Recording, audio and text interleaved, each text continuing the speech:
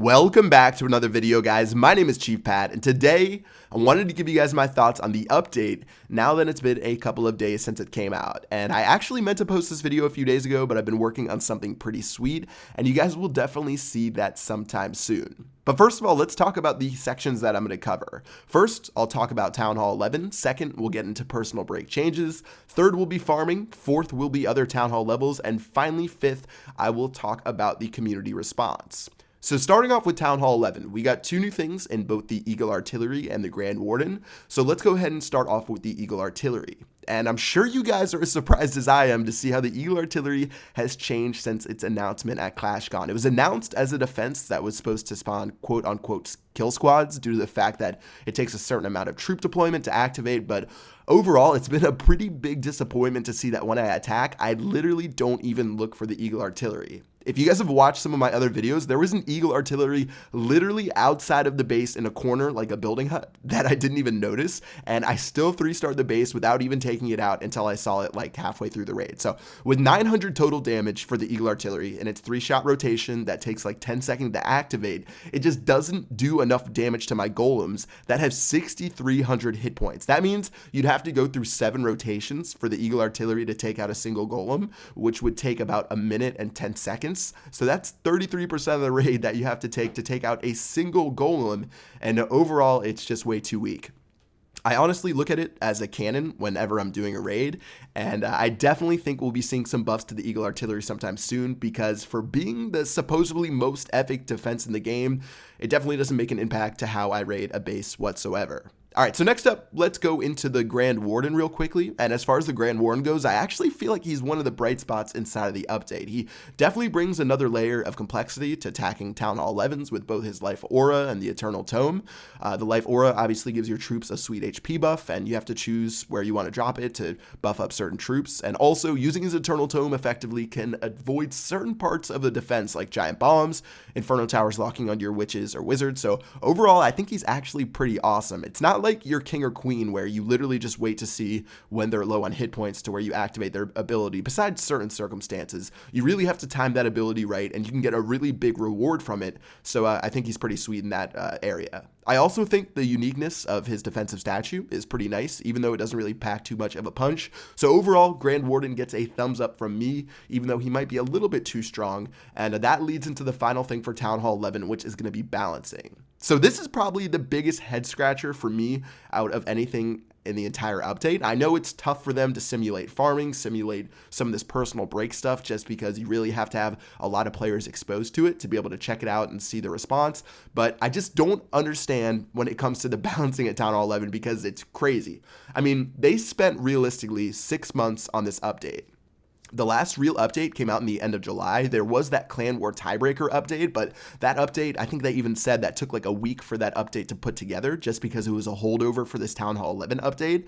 And it just doesn't make sense how you could spend 6 months on this update and then release it to potentially the most broken high-level attacks like I've ever seen inside the entire game. If you guys know me and how long I played the game, I played it since September 29th of 2012, pretty close to when it was released, and I've been through a lot of the OP stuff. I've been through the Hog Rider rework, where Hog Riders, their single or multi-target Inferno Towers didn't exist, and giant bombs couldn't even take out your Hog Riders. I've been through the Witches that could literally shoot over 2 layers of walls, like a wall, a building, and a wall. They could shoot over that with their auto attack, but these Witches at Town Hall 11 is pretty much the most ridiculous thing I've ever seen with attacking. There was just the most insane bases that I was 3-starring over and over again, and it just didn't make sense how you release that when, if you gave me that iPad, I could have raided once or twice and told you that it was just way, way, way too strong at Town Hall 11 on offense. And I know a lot of people think that since I sometimes visit Supercell that I get to test updates, or I have some sort of crazy developer account, and people are like blaming the YouTubers on the forums and stuff like that, but that's not true at all. The only update that I've ever had the chance to test myself before they put it out was Clan Wars, and they flew us out there, and obviously Clan Wars was really awesome and probably maybe the best update they've ever put in the entire game, but that's the only update I've ever had to test and given feedback to them about. They sort of do their own thing, and then when they have sneak peek footage, they give me the footage and I get to post it, but it's not as simple as hey, Supercell, Chief Pat said change this, change this. It's not like that. I don't get to test the updates. I sort of just wanted to throw that out there in the middle of this. So pretty much what I'm saying, if you gave any average to decent attacker a chance with that Town Hall 11 build, fully maxed against a fully maxed Town Hall 11 defense, you would have known immediately that it was broken. So I just don't understand what testing went into that and how they could have released that. So they did put in a hotfix to fix certain bugs, and they added in a nerf to skeletons, so we'll see how that changes things. But balancing definitely was and probably still is pretty crazy at Town Hall 11, and yeah, let's see how it finds its way out over the next couple of weeks, and hopefully not months. All right, so the next topic that we're going to get into is the personal break timer. This affects all of the players, pretty much in the entire game, obviously, and it was probably the most confusing thing out of the entire update, seeing as most casual players had never even seen this feature before in the entire life, because previously it only triggered if you played for 6 hours in a row. And I can see why they wanted to change the personal break timer, due to the fact that it stops certain bots and mods and all of that good stuff, but it definitely created more problems for a lot of other people and the more casual players when, one, it was buggy when it was released and it wasn't working as it was intended before the hotfix, which they did figure out, and number two, it really wasn't explained anywhere inside of the game. I know I tried my best inside of my videos to explain the personal break timer, but honestly, I never even felt like I had an 100% grasp on what was going on, which is why in the middle of that Jonas Q&A that I did, I asked him, literally the question that I had wrote down was explain personal break timer, and I was talking to him about that beforehand, just like, hey, can you explain this a little bit better, because even for me, it was pretty tough to understand some stuff. So I think the changes that they did make to the personal break timer should help a bit when it comes to increasing the time limits and improving the clarity by having the button that you can click on your shield to see exactly when the personal break is going to run out. And they also made it so the idle time has been reduced. So I think the personal break timers changes that they made in the hotfix are actually really good. But again, that's going to be another thing we have to keep our eye on. And just unfortunate that it didn't come out as planned. And a lot of people were getting kicked out for random reasons that didn't make sense at all. All right, so the next topic is farming. And when talking about farming, I generally listen to what you guys have to say, because for me, the only account that I farm on consistently is my Town Hall 8. Obviously, on my main account, I'm going to speed things up for you guys to show you all the cool stuff inside of the update. It's just sort of what I do as a YouTuber. I know a lot of you guys aren't going to be idiots like me and spend hundreds, if not thousands of dollars on the game to show off all the top level stuff. So I will be that idiot for you guys, which means I don't really farm on my main account. And the only account that I truly farm on is my Town Hall 8. So as far as my Town Hall 8 goes, I'm having a great time on my Town Hall 8. In fact, farming's been fine. I'm still able to do all my upgrades. I get attacked, and generally I get a shield pretty much every time that I'm attacked. But I do understand for people who are Town Hall 9 and Town Hall 10, which I have many clanmates at Town Hall 9 and Town Hall 10 who are farmers, as well as, of course, I keep up with you guys on Twitter, YouTube comments, blah, blah, blah. It seems like at Town Hall 10 and Town Hall 9, the loot just... It's tough, because obviously with this update, you're going to get hit for these defensive losses now. And previously, having those cheap shields made it possible to save up for those big upgrades at Town Hall 9, Town Hall 10. And even if people by God are trying to farm up at Town Hall 11, the free shields with the Town Hall on the outside gave you a chance to actually make those upgrades attainable.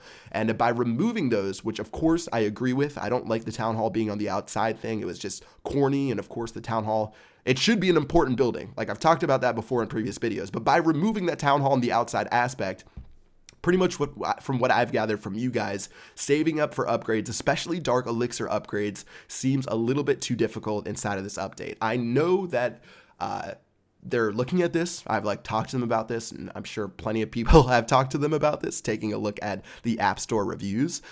So hopefully what I'm thinking is they're going to be doing some bonus increases for maybe Town Hall 9, 10, and 11, maybe some sort of massive league bonus increase. Pretty much, I think that that's something we'll be seeing, because it seems like it's way too hard to save up for those big upgrades right now, and it might need a little bit of tweaking. I do know that Supercell's stance on this type of stuff is to shoot low and then increase it from there, because let's say they made it so you got 2.5 million loot per raid and then they took that away. Probably the whole player base would react just the same that they did now. So hopefully we see some improvements to loot at those higher Town Hall levels, because I think Town Hall 8 and below, everything is completely fine. I've tested it on my Town Hall 8 account. I'm having a great time. My base design makes it so I do get that shield triggered. And of course the attacks are still very profitable, but for the upper and higher level Town Hall levels, saving up for level 30 heroes, saving up for buildings that cost like 4 million elixir, 4 million gold. I can definitely see why people are upset about that, and hopefully they add some more loot to those certain parts of the game. I don't know how they're going to do it, but hopefully we see something there.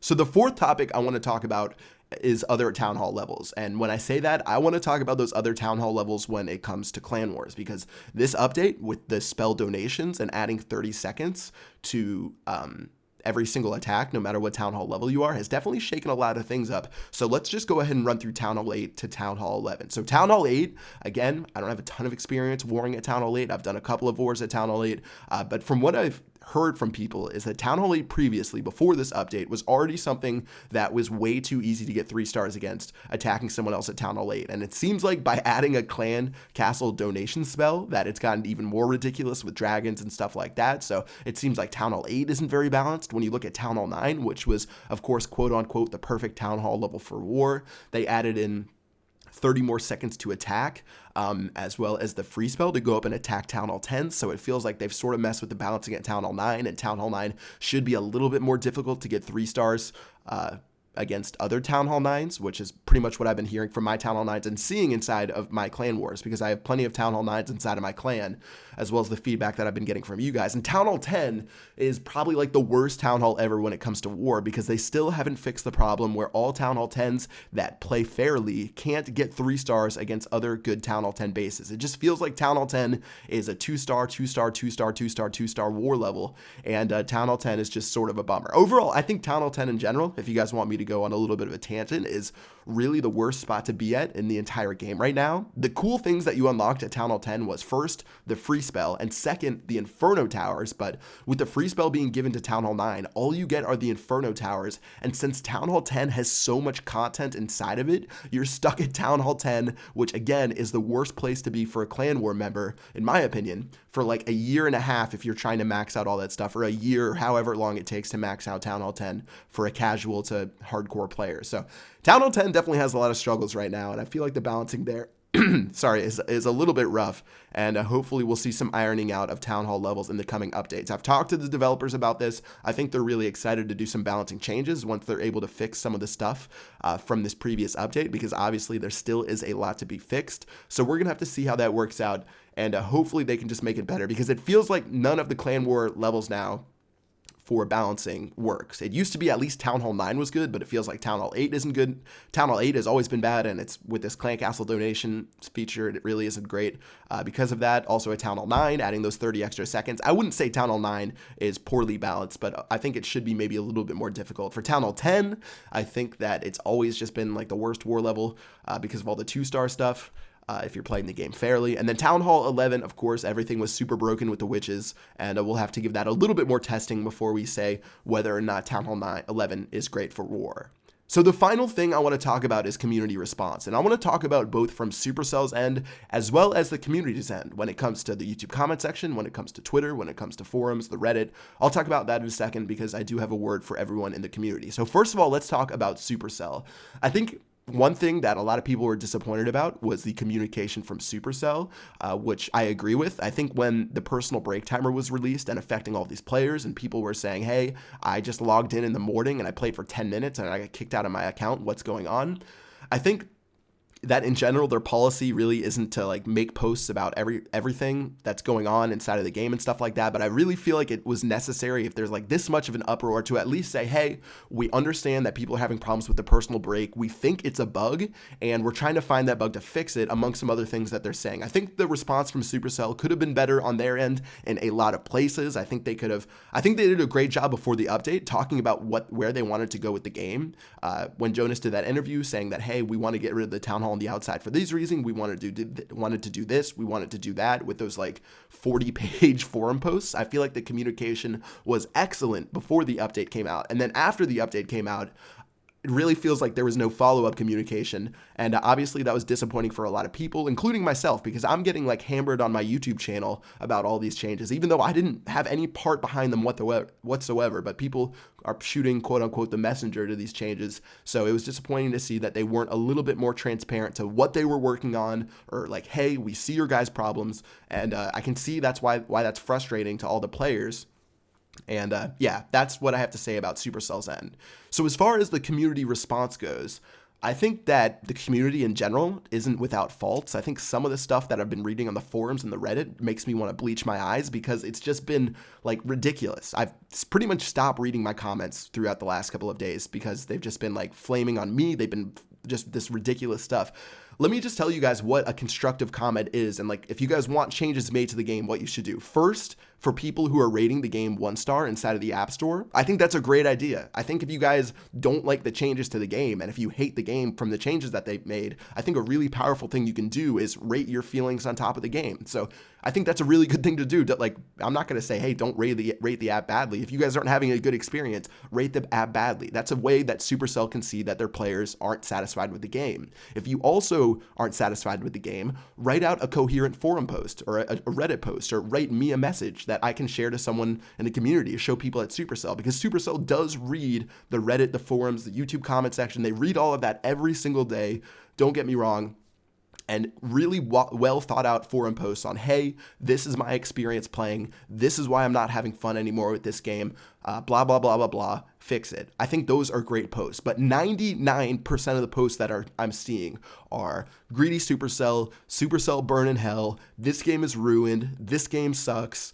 Blah, blah, just like unconstructive posts. And then there's people like coming at the YouTubers saying that like selling out to Supercell and saying this update's great. I've never said this update was great. And before the update came out, I told you guys I was reserving my opinion for when the update came out. There was this thread on Reddit that like really just like sent me over the edge. It was saying that like YouTubers are not your friends. And pretty much the premise of the post was that YouTubers, they get nothing good out of saying this update is bad. They should just be Supercell's lapdog and say this game and say nothing about the update, because all they want to do is make money and get views on their videos, and they'll say anything Supercell wants to say and cover it up. Do you know like how stupid that concept is? Do you know how many like the type of people that watch my videos are? The average players are the people watching my videos, and currently the average players are the ones that aren't having fun with this update.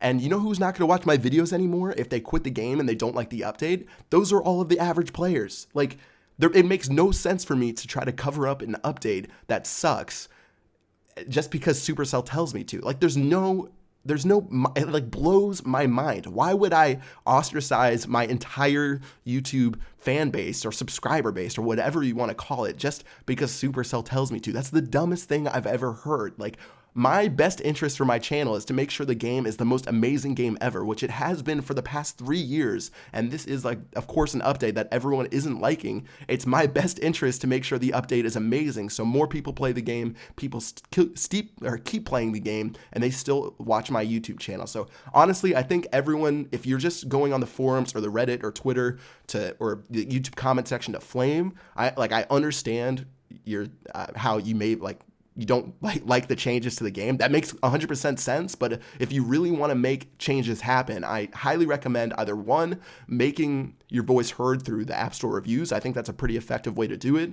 And number 2, I definitely recommend that you write out the exact problems that you're having so people can read that, look at that, and take looks into those cases. I know that Supercell takes looks into specific player or cases of players who are having problems. That's how they help get the personal break timer fixed, because people were saying that they were having these certain situations, and Supercell's able to look into their accounts and see what's going on and find those bugs. So if you guys write out well-detailed criticism of the update, that's the best way to make changes happen. Don't flame me, don't flame Galadon, don't flame these other people, because we want the best things for you guys. That's like all we want, and we want the best things for ourselves because we're players just like you guys. If the update stinks, none of us are going to want to play the game either. So yeah, that's pretty much it. Those are my thoughts on the update. I know I've been going on for pretty long now. This is now a 20-minute video, and I hope I laid everything out there for you guys. There's still more stuff I want to talk about, whether it comes to trophy pushing changes and stuff like that, but I really feel like this is the meat of the changes, and